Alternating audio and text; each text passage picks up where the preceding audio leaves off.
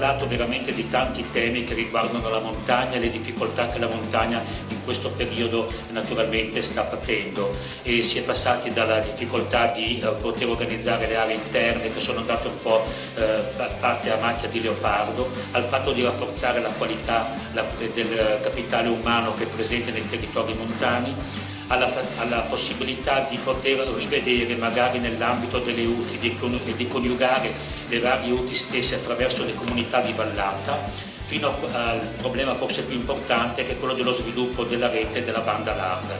Sono problemi che naturalmente sono legati proprio al fattore montagna e che se noi vogliamo veramente portare ad uno sviluppo della stessa ed evitare lo spopolamento sono fattori molto importanti.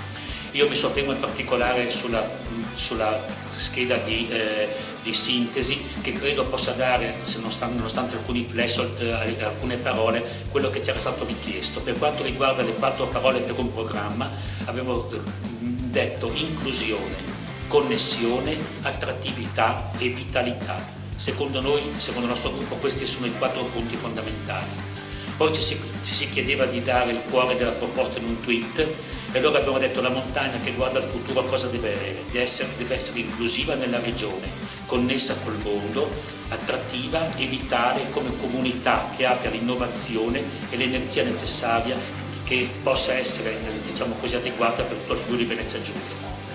Le proposte faro che ci venivano chieste, sto per finire, la defiscalizzazione delle iniziative di sviluppo locale, favorire la sburocratizzazione eliminando gli oneri non connessi alla dimensione fiscale e inoltre la tutela ai promotori dei prodotti agroalimentari e di allevamento.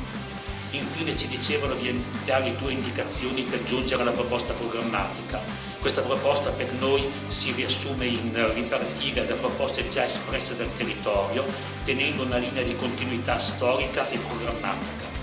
E la seconda parte, sviluppare il programma con il massimo coinvolgimento delle comunità e delle associazioni di categoria.